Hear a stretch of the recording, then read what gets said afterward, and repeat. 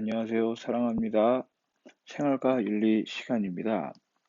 오늘은 생명과 윤리 단원, 지난주까지는 이제 인간의 생명과 관련해서 이제 이 죽음 문제를 어떻게 바라보고 죽음과 관련된 이제 윤리적 쟁점들을 다뤄봤는데요. 오늘은 인간의 생명과 관련된 윤리적 쟁점에 대해서 알아보겠습니다. 여러분들의 교과서 56페이지입니다. 자, 56페이지 생명윤리 단원은요, 특히 이 생명과학 기술이 발달하면서, 생명과학 기술이 발달하면서, 어, 발생하는 그 윤리적 쟁점들이 무엇인가, 이게 이제 핵심이겠습니다. 그래서, 과연 인간의 존엄성은 동서양에서 어떤 윤리적 관점을 갖고 있는가. 이제 그리고 이 과학 기술이 발달하면서 생명을 복제하게 되고 유전자 치료 여기에 관련돼서 이제 역시 찬성과 반대의 의견이 팽팽히 맞서고 있습니다. 이제 여러분들도 여기와 관련된 이제 입장을 윤리 이론을 통해서 배우면서 이제 자신의 입장을 아, 세울 수 있는 좋은 기회인데요. 이러한 그러니까 찬성과 반대의 어떤 이론을 여러분들은 둘 다 학습하면서 이제 자신의 생각, 자신의 입장을 취할 수 있을 텐데요. 제가 지난주 수업 시간에도 마지막에 이런 얘기를 했죠. 이론을 배우고 나서 자신의 뭐 찬성의 입장을 취할 수도 있고 반대의 입장을 취할 수도 있습니다.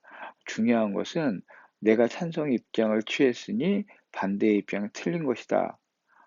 이런 관점이 아닙니다. 나는 찬성하는 이유가 뭐지? 나는 이런 이유에서 찬성하는데, 반대하는 사람들은 저런 이유에서 반대하는구나. 이렇게 서로의 입장차를 이해할 수 있는 것이 가장 핵심이라고 생각합니다. 자, 오늘은 그것과 관련돼서 이제 첫 번째로 생명을 복제하고 유전자 치료하는 문제에 대해서 배워보도록 하겠습니다. 수능 특강 교재를 먼저 볼게요. 여러분 그 수능 특강 교재 45페이지인데 자, 생명윤리 단원입니다. 생명을 복제해내는 것과 유전자 치료 관련해서 어떤 문제를 갖고 있는지 이제 살펴볼 텐데요. 먼저 이 생명과학이 발달하면서 이러한 문제들이 생겨났다고 하잖아요. 생명과학이라고 하는 것은 생명 현상의 어떤 본질, 그리고 거기에 따른 특성을 연구하는 학문입니다. 이러한 생명과학의 이제 학문이 발전하면서 결국은 인간의 삶의 질이 향상됐고, 하지만 삶의 질이 향상됐지만 거기에 따른 이제 옛날에 없었던 이제 새로운 문제가 발생하기도 했다라고 할 수 있습니다. 이러한 생명윤리와 어떤 인간 생명의 존엄성은 어떤 연관을 갖고 있느냐 보면요. 생명을 책임 있게 다루는 것과 관련된 모든 경우에 대한 어떤 윤리적인 것을 고려하는 게 이제 이 생명윤리와 생명존엄성의 관련입니다. 무슨 얘기냐면 생명의 존엄성이라는 인식을 바탕으로 생명과학 기술의 어떤 그 윤리적 정당성과 한계를 한번 알아보는 겁니다. 지금 무슨 얘기냐면, 그러니까 과학기술의 발달로 이제 생명을 큰 틀에서 이제 조작할 수 있게 된 거잖아요. 복제하는 것도 그렇고, 유전자 치료를 하는 것도 그렇고. 그러면, 어디까지는 그러면 허용하는 거고, 어느 부분은 넘어서는 안 된다. 이제 그런 것들에 대한 쟁점이 생기게 됐다라고 하는 겁니다. 그래서 이는 이러한 어떤 이제 윤리적으로 고민을 해보면서 생명과학의 어떤 한계를 극복하고 생명과학은 주로 생명의 외적인 현상을 다루고 있기 때문에 생명의 존엄성에 대한 근거를 밝혀주지 못한다. 즉 무슨 얘기냐면 과학은 객관적인 사실이 되게 중요한 거잖아요. 그러니까 과학적으로 생명이 어떻게 만들어진다, 뭐 유전자 복제가 어떻게 된다. 유전자 치료가 어떻게 된다. 이런 것들은 잘 설명해 줄 수 있을 겁니다. 근데 그러한 것들이 인간에게 어떤 이득을 주고 어떤 해악을 주고 또 어떤 가치가 있는 것인지 이런 것들은 과학적인 문제로 다 풀 수 없거든요. 이제 그런 것들을 이제 윤리와 결부시켜서 그게 생명윤리가 되겠죠. 그래서 이제 좀 더 깊게 알아보는 겁니다. 즉 그 인제 근거, 특히 그 인간 존엄성에 대한 근거를 밝혀주지 못하기 때문에 윤리가 인제 그것을 밝히도록 한다. 연관돼 있다라고 할 수 있습니다. 어 동양이나 서양이나 생명을 바라보는 관점은 비슷합니다. 먼저 여러분들 동양 선생님이 계속 얘기했죠. 동양하면 유불도. 뭐 유교도 당연히 그렇겠지만 특히 인제 도가와 불교는 공통적으로 도가 자연스럽게 태어나고 자라는 것을 인위적으로 조정하는 일은 바람직하지 못했다. 우리가 지난주에 이제 인간의 죽음을 자연스럽지 못한 죽음, 이제 대표적인 게 자살이겠죠. 그런 것들을 허용을 안 한 자연법에서 당연히 허용을 안 한다라고 했죠. 마찬가지입니다. 그냥 자연스럽게 태어난 생명을 당연히 인위적으로 어떻게 만든다. 이건 당연히 동양에서 도가에서 찬성을 안 한다라는 얘기입니다. 자, 불교에서도 마찬가지예요. 모든 생명은 연기를 바탕으로 서로 연결돼 있다. 서로 원인과 결과를 제공한다라고 했죠. 상호 의존 관계에 있다. 따라서 인간은 함부로 살생하지 말아야 된다. 이제 이게 동물을 갖고 실험하는 문제와 연결이 됩니다. 과연 동물의 생명은 인간이 함부로 할 수 있는 것인가?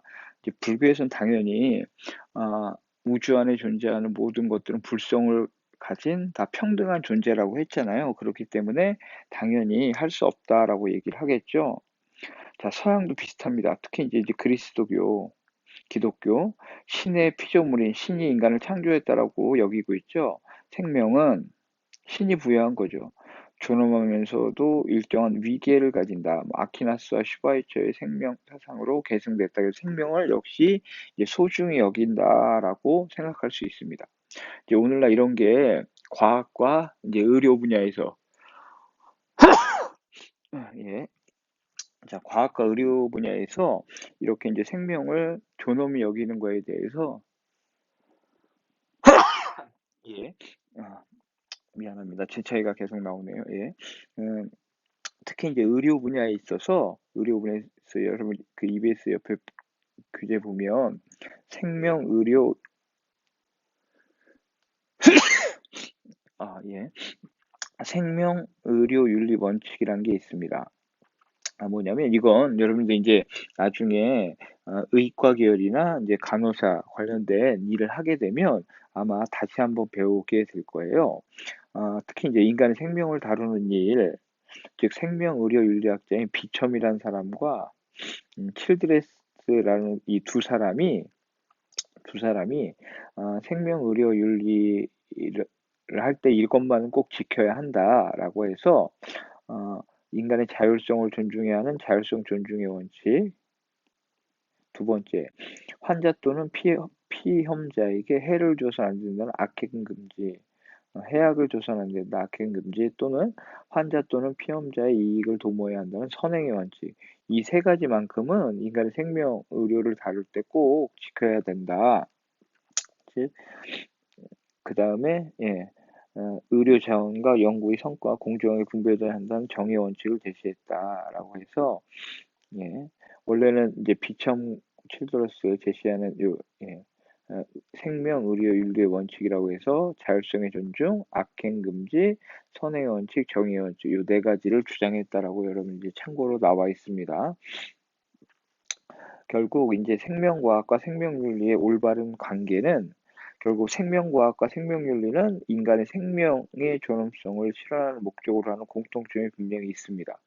즉, 생명의 존엄성을 근거로 다양한 생명윤리 문제를 성찰해야 한다. 따라서 이 두 가지 생명과학과 생명윤리는 상호 보완적인 관계다. 생명윤리는 생명과학의 지식을 바탕으로 그렇겠죠. 계시되어야 하며 생명과학은 생명윤리의 도움을 받아 발생할 수 있는 문제를 최소화시키는 그러니까 두 가지가 유기적으로 연결돼 있다라고 합니다. 이제 요렇게 이제 생명윤리, 생명과학의 어떤 일반적인 내용을 공부해 봤고요. 이러한 생명과 관련돼서 이제 첫 번째 나오는 게 생명복제, 생명복제와 관련된 문제인데요. 이제 생명을 복제함에 있어서 우리가 전문적인 과학적 지식은 잘 모를 수 있을 거예요. 그런데 이제 기본적인 건 여러분들이 알고 이해를 해야 어, 많은 도움이 될 겁니다. 먼저 줄기세포라는 말과 배아복제라는 말을 먼저 이제 알아둬야 하는데요. 이제 줄기세포라고 하는 것은 아직 분화되기 전 상태의 세포를 의미하는데 여러 종류의 신체 조직으로 분화할 수 있는 능력을 가진 세포. 즉, 줄기세포 연구를 통해서 결국 이 줄기세포 연구를 통해서 인간의 그쵸, 불치병에 걸려 있다거나 장기가 손상돼서 생명까지 지장을 받을 수 있는 사람들한테 현재는 그쵸, 장기 이식밖에는 방법이 없는데 만약에 이 줄기세포 복제를 통해서 뇌의 손상된 장기를 똑같이 만들어낼 수 있다라고 하면 굉장히 그쵸, 필요한 사람들에게 큰 도움이 되겠죠. 도움이 되겠죠. 이제 문제는 이 줄기세포 복제가 과연 인간의 존엄성을 해칠 것이냐, 해치지 않을 것이냐, 여기에도 이제 논란의 여지가 있다는 거예요. 줄기세포.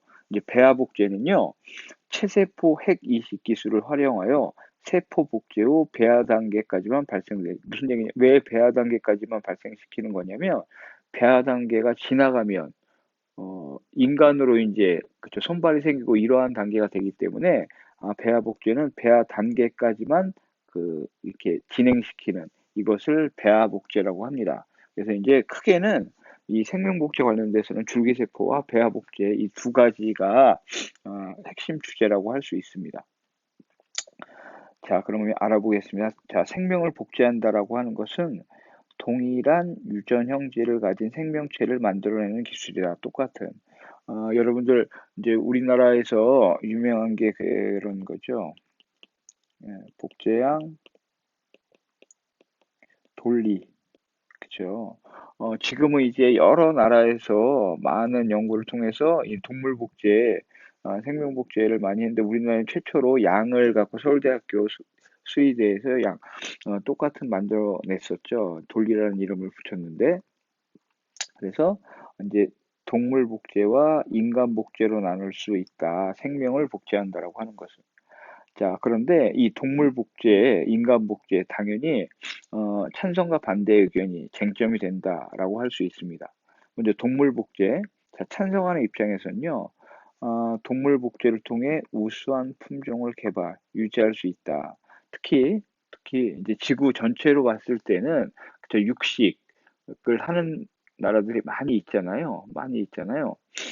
그래서 이제 우수한 품종을 개발하고 이것을 유지할 수 있다는 장점이 분명히 있습니다. 또한 어떠한 이유가 됐건 뭐 그게 환경 파괴가 됐건 인간의 욕심이 됐건 어떠한 이유가 됐건 동물들 뭐 식물도 마찬가지고 이제 사라져가는 멸종 위기에 처한 종들이 많이 있죠.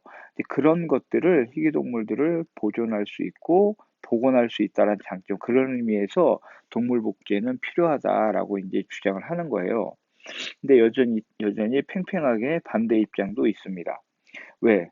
동물 복제는 첫 번째 자연의 질서에 어긋나는 행위이다. 그쵸? 자연의 순리를 거역하는 거고 생명이라는 것은 하찮은 동물이라 하더라도 자연의 섭리에 의해서 자연스럽게 만들어지는 게 그게 진리이지 인간이 인위적으로 생산해낸다? 그거는 자연의 질서를 위배한다라고 할 수 있습니다. 또한 그러다 보면 종의 다양성을 해친다. 아까 얘기했죠? 찬성하는 입장에서 우수한 품종을 개발할 수 있다라고 얘기했어. 그러다 보면 인간의 욕심이 우수한 것만 개발시키고, 그렇죠? 막 인간에게 치명적인 독이 있고 이런 것들은 복제 안 하겠죠. 그러다 보면 자연계의 어떤 생물의 다양성을 해칠 수 있기 때문에 동물 복제를 하면 안 된다라고 주장할 수 있습니다. 또한 동물의 생명이 인간의 유용성을 위한 하나의 이제 도구가 될 수 있다. 그렇죠. 동물을 인간이 마음대로 복제할 수 있다라고 하면 함부로 여기겠죠. 왜냐하면 뭐 또 사용하다 죽으면 또 복제하면 되니까 이렇게 하다 보면 그쵸 동물의 어떤 동물 생명의 존엄성이 어, 약화될 수 있다. 그렇기 때문에 동물 복제 역시 반대한다라는 주장, 찬성과 반대 입장 팽팽합니다. 자, 이제 인간 복제. 쉬운 문제 아니죠. 물론 아직까지 완벽히 인간을 복제해낼 수 있다. 그런 기술까지는 와 있는 것 같진 않아요. 그런데, 이게, 단순히 기술 문제냐, 그건 아닌 것 같아요. 그러니까 만약에 이게 이제 뭐 법적으로나 모든 게 가능해졌다라고 하면 충분히 가능성이 있을 정도의 과학기술, 의학기술이 발달된 상태라고 생각합니다. 그런데 이제 이걸 아직까지는 인간 복제에 과연 맞느냐 라는 논란이 있기 때문에 많은 나라에서 아직 법적으로 허용을 안 하고 있죠. 어쨌든 인간 복제를 한다고 하는 것은 질병 치료를 목적으로 줄기세포를 활용해서 하는 배아 복제와 새로운 생명체를 탄생시키는 개체 복제로 나눌 수 있다. 개체 복제로 나눌 수 있는데 아마 이 개체 복제 자체는 아직 허용이 안 되고 있어요. 왜냐하면 이건 똑같은 인간을 그대로 만들어내겠다는 거거든요. 아직 이것은 일체 허용이 안 되고 이제 배아 복제, 줄기세포를 통해서 배아를 복제하는 이건 허용되는 부분이 있습니다. 뭐 나라마다 틀리고요. 그런데 역시 이 배아 복제도 윤리적으로 쟁점이 있어서 찬성과 반대 의견이 있다. 자, 배아 복제를 찬성하는 입장은요. 첫 번째, 복제 과정에 이용되는 배아는 아직 인간이 아니다라고 여기는 그냥 이거 하나의 세포다라고 여기는 거예요. 그러니까 당연히 이걸 통해서 연구를 할 수 있다라고 하겠죠. 두 번째, 생식 초기에 관한 연구, 인체 조직과 장기 복구, 질병 치료 등을 활용할 수 있다. 그쵸? 이 점이 이제 가장 우리에게 배아 복제가 가져다 주는 가장 큰 이득일 거예요. 아까도 얘기했지만 장기 기증을 그러니까 터무니없이 모자르잖아요. 그래서 장기 하나 때문에 생명을 잃어야 한다. 이거 얼마나 슬픈 일이겠어요.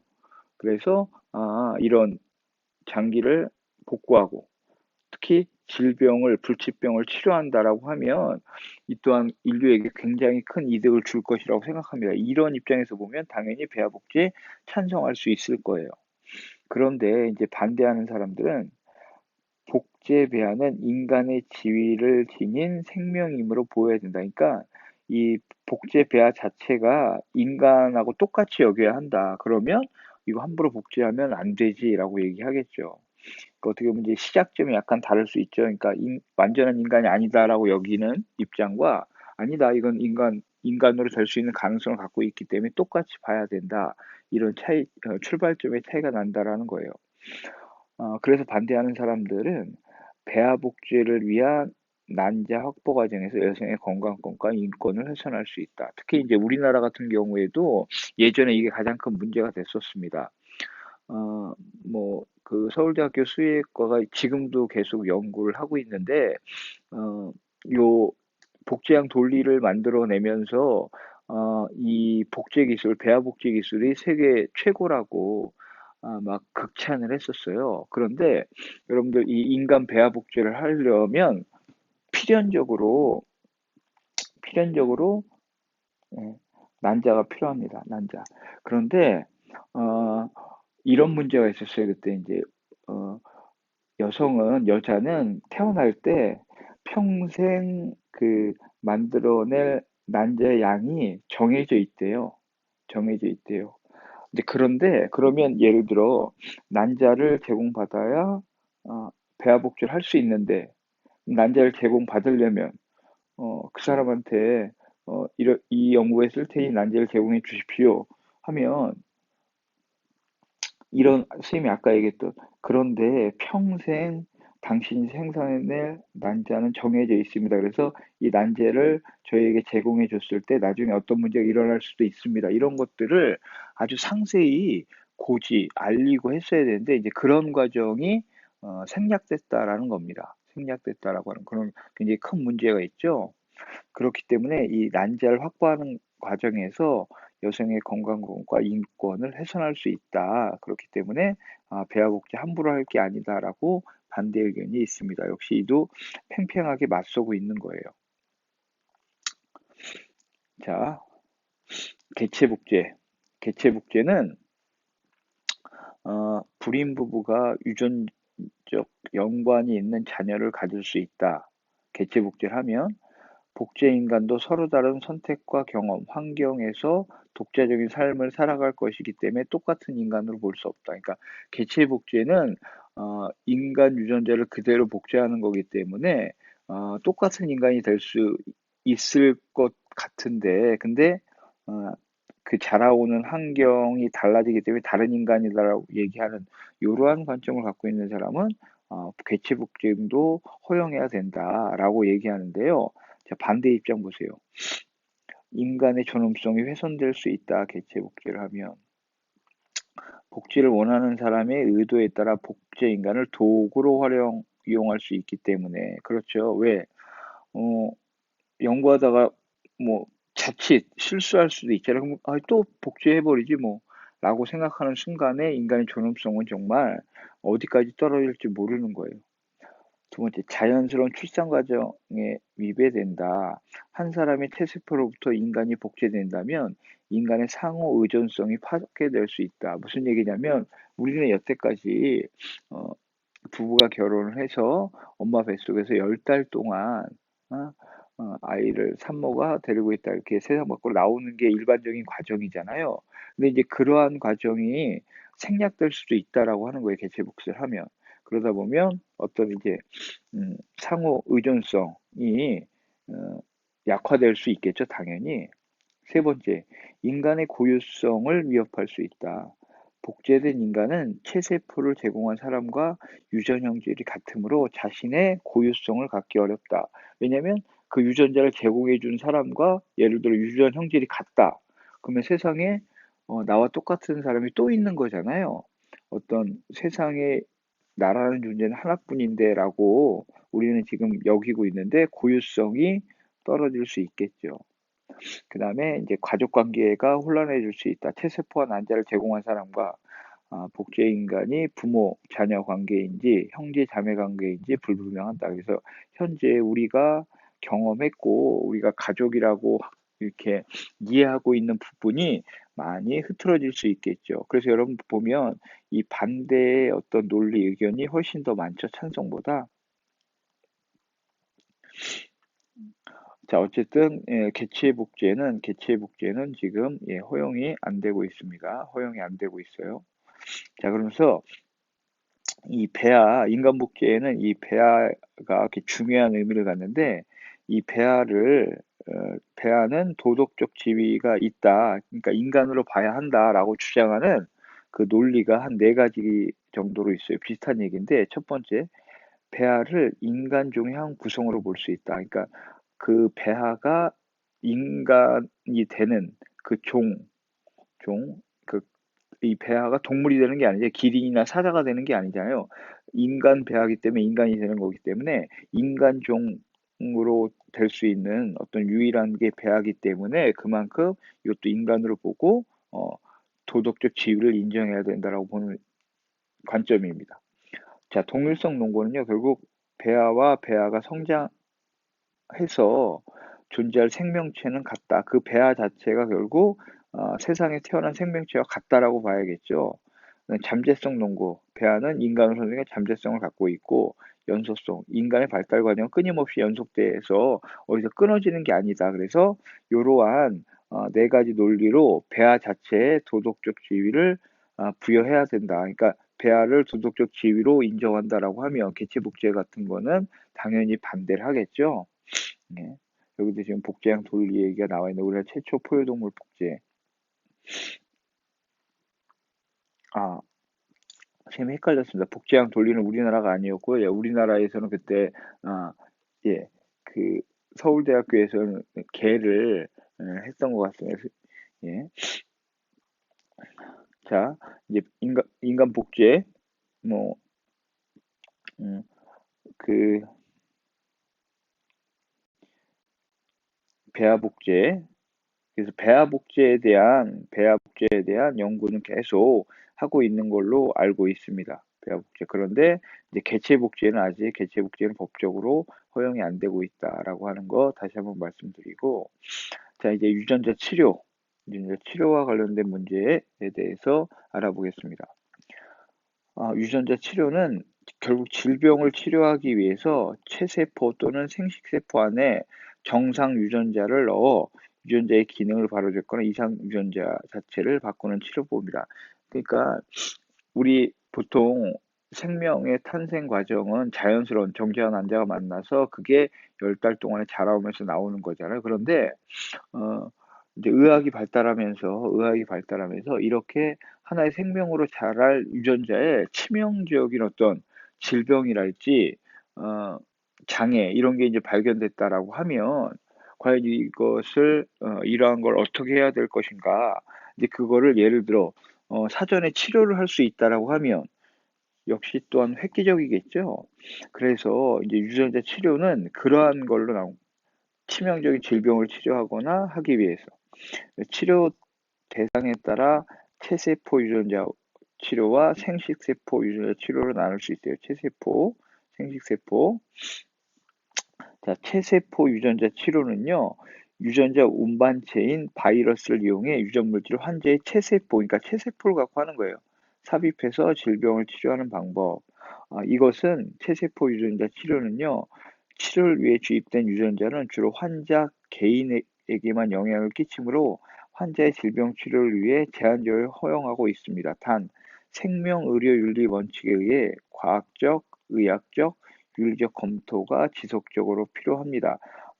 간단히 체세포는 그러니까 이 지방, 우리 몸속, 그러니까 그 사람의 몸, 예를 들어 뭐 화상을 입었거나 살의 많은 부분이 괴사했을 때 뭐 엉덩이 쪽에 살을 이식한다거나 그런 식으로 그 사람의 체세포를 그대로 그냥 하는 거기 때문에 이거는 그때 어떤 논란의 여지가 크게 없는 그런 치료법이겠죠. 그 한 개인한테만. 단 그렇다고 이것도 이제 무분별하게 허용되는 건 아니고, 약간 논란이 되는 게 이제 생식세포 유전자 치료겠죠.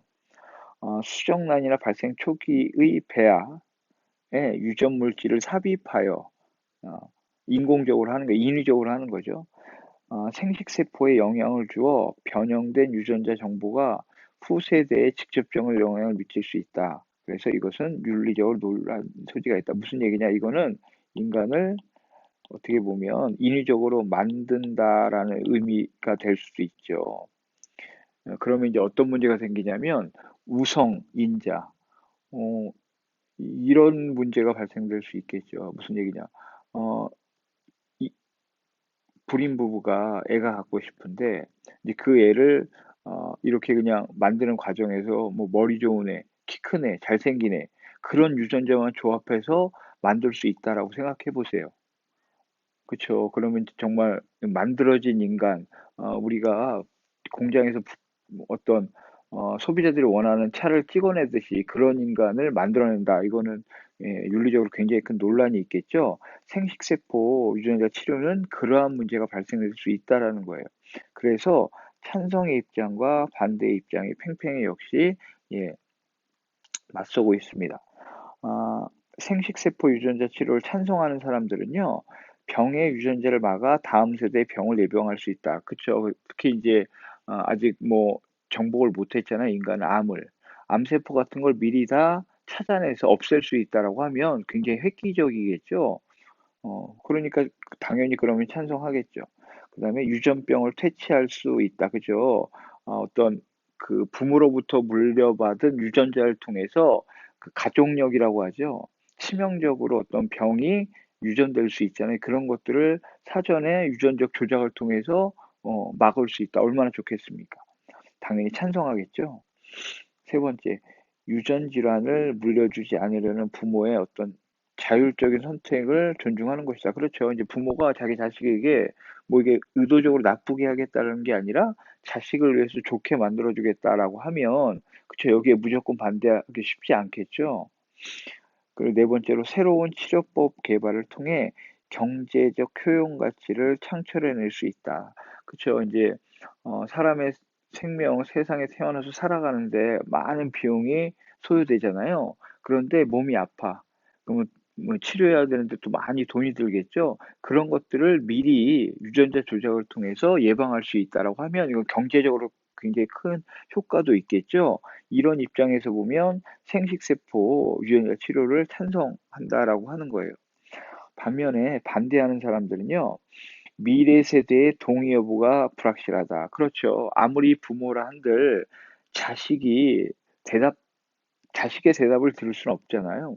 그렇죠. 근데 이건 어떻게 보면 엄격히 얘기하면 자식의 동의를 구하지 않고 온전히 부모의 어떤 판단만으로 하는 거잖아요. 그런 의미에서 이건 어떤 논리적인 문제가 있다라고 보는 거고요. 두 번째, 의학적으로 불확실하고 임상적으로 위험하다. 그쵸? 우린 영화 같은 데서 많이 경험하잖아요. 인류를 구원하기 위해서, 인류의 불치병을 치료하기 위해서 의학자, 과학자들이 실험을 했는데 괴물이 탄생하잖아요. 그렇지 않으라는 보장이 없잖아요. 그렇기 때문에 이건 함부로 찬성해서는 안 된다라고 입장을 취할 수 있습니다. 자, 세 번째, 인간의 유전자를 조작하다 보면 우생학을 지킬 수 있다. 아까 얘기했죠? 키 큰 사람, 머리 좋은 사람, 얼굴 작은 사람, 그러니까 이러한 어떤 인간이 선호하는 그런 인간만 인위적으로 만들어낼 수 있는 위험을 갖고 있습니다. 또 고가의 치료비로 그 혜택이 일부 사람들에게 치중되어 분배 정의에 어긋날 수 있다. 그렇죠. 이 기술이 결코 쉬운 건 아니겠죠. 어렵고 고도의 기술이다라고 하면 그쵸. 비용이 많이 드는데 그 비용을 모두가 함께 다 공유할 수 있다. 그렇진 않겠죠. 그럼 이건 새로운 어떤 불평등이 될 수 있다. 그래서 생식세포 유전자 치료는 하면 안 된다라고 역시 찬성과 반대 입장이 팽팽히 맞서고 있는 겁니다. 팽팽히 맞서고 있는 거예요. 자, 지금까지 이제 인간 실험에 대해서 인간 실험, 유전자 치료 문제에 대해서 어떤 찬성과 반대 입장을 논리적으로 알아봤는데 이제는 이것보다 훨씬 더 실제 많이 지금 행해지고 있고 훨씬 더 오랜 역사를 갖고 있는 동물 실험과 관련돼서 이제 동물의 권리, 어떤 권리가 있는지에 대해서 좀 알아보겠습니다. 자, 동물 실험 역시 찬성과 반대의 입장이 있습니다. 특히 이제 동물 실험은 여전히 진행되고 있고요. 인간에게 많은 그 희생된 동물들이 있었기 때문에 의학과 과학이 분명히 발전할 수 있었을 겁니다.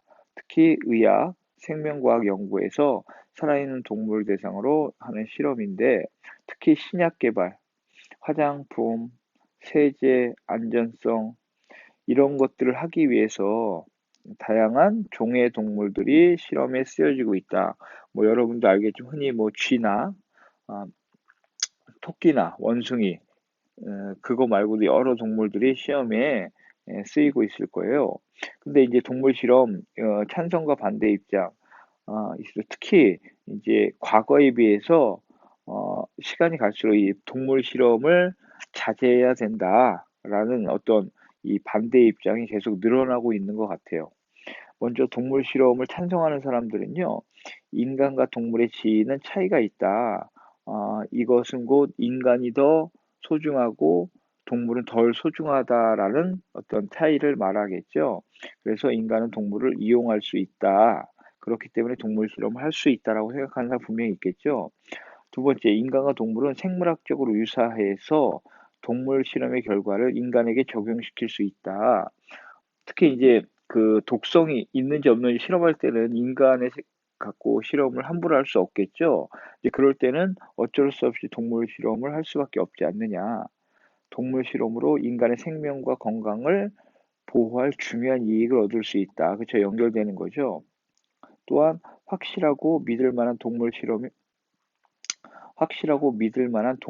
대안이 없다. 그죠? 아직까지 그러면 좋다. 동물 실험 하지 말자. 그러면 어떻게 안전성을 시험할래? 여기에 대한 이제 확실한 답을 못 낸다라고 하는 게 동물 실험이 계속 행해지고 있는 어떻게 보면 가장 큰 이유가 될 수 있을 거예요.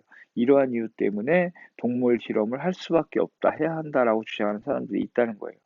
자, 반면에 이제 동물 실험을 반대하는 시간이 갈수록 늘어난다라고 했는데 인간과 동물은 존재 지위에 별 차이가 없다.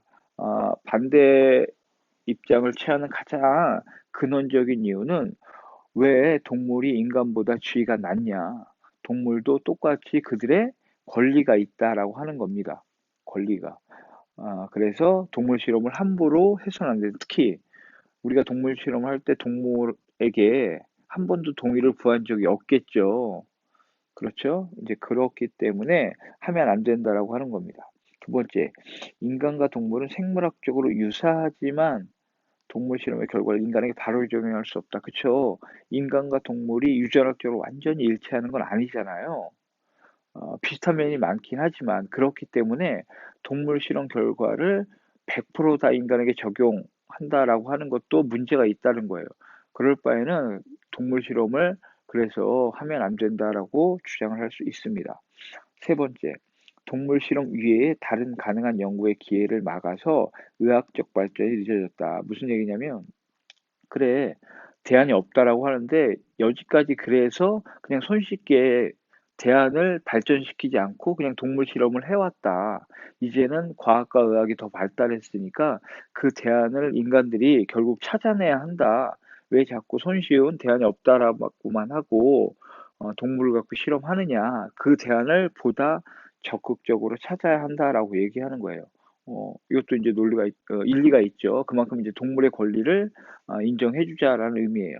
마지막으로 인간 세포와 조직을 이용한 실험, 컴퓨터 모임, 어떤 대안적 방법들이 존재하고 있습니다. 그래서 오늘날 특히 이제 과학기술 의학이 발달하면서 이 대안적 방법이 과거에 비해서는 훨씬 많이 늘어나고 있어요. 그 얘기는 그만큼 동물 실험을 이제 줄여가고 있다. 하지만 여전히 동물 실험은 행해지고 있다. 이렇듯 동물 실험에 대해선 찬성과 반대 입장이 어떤 논리성을 다 갖고 있다라고 하는 겁니다.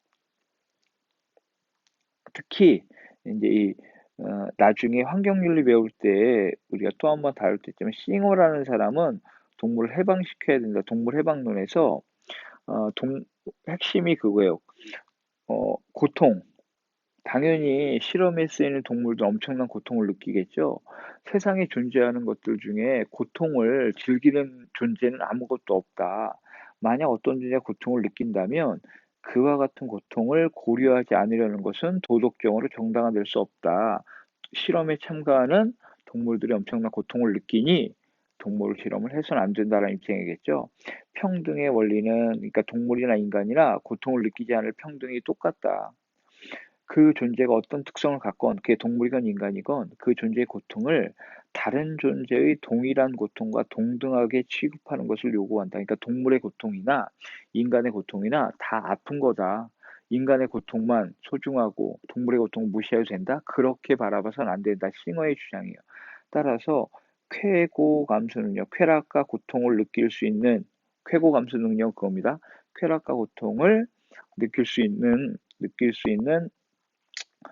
쾌고 감수 능력은 다른 존재들의 이익에 관심을 가지 여부를 판가름하는 우리가 옹호할 수 있는 유일한 경계가 되는 것이다. 무슨 얘기냐면 동물들도 쾌락과 고통을 느낄 수 있으니 그들의 고통도 무시해서는 안 된다. 따라서 동물 실험을 함부로 해서는 안 된다.